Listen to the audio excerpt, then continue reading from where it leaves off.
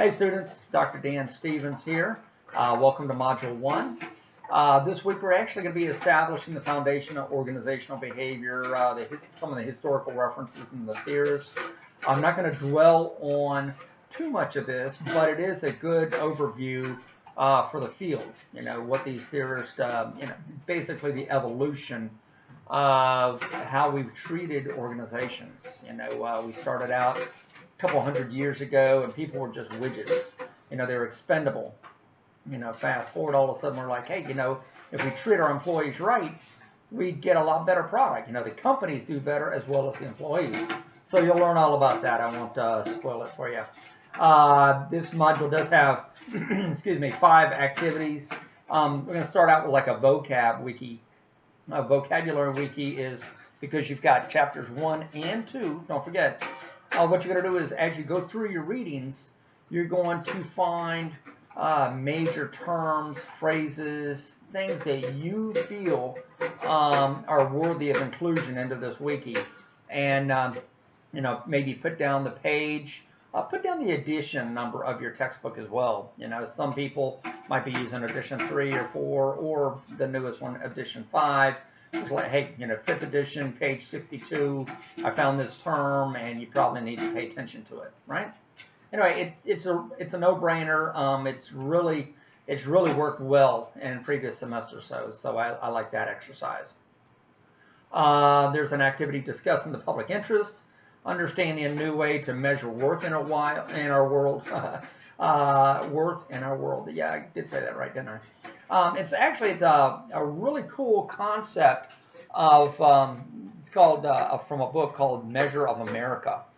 And it was a book I actually heard of during my doctoral studies at UCF. And it was really eye-opening. You know, we always think in terms of GDP. You know, how well is the country doing? Well, you know, what's our output looking like? Except for there are these long lines at the unemployment office, and you know, people are living paycheck to paycheck, as we just learned through this virus experience, right? So this actually looks at life through different lenses. So check that out. It's a short little video. I think it's like 3 minutes. It's really it's worth your while. But check it out, and you get points for it, right? Let me see. What do we have here? New life experiences exercise right out of the textbook. And there's also writing a vision statement, another activity right out of the textbook. And then, of course, you've got your quiz. So it's pretty straightforward. Lastly, I am establishing a new grading policy. I've heard from a number of students that they're going to be traveling. They're on, you know, they're in the military service or whatever. They're living life, you know, going whatever they're doing. And not to, you know, not to put too fine a point on that, you know, it's just how it is. You know, people actually have to, you know, go about their life. So I understand that. But what I've done, in all fairness to everybody, is I am keeping the due dates for all the activities.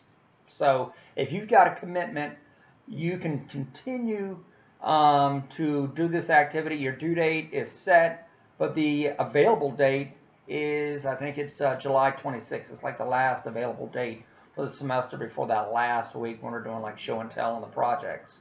So I figure it's kind of like the Virginia Compromise of our early American history, right? You know, best of both worlds. Yes, you know, for those high achievers, you want to get things done, you get full credit for it. If you've got other things going on in your life, you can still get credit for it, but you know, it's going to be reduced scoring. So anyway, questions, comments, either give me a call on my cell phone. Let me point this out again. I know I mentioned it in the intro module.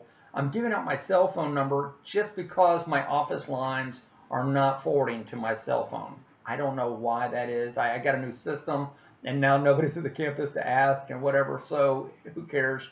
407-927-7110. You're welcome to shoot me a text. I'm not a big texter. I will get it though. But if you call me during you know, my office hours, my published office hours. I have no problem with that.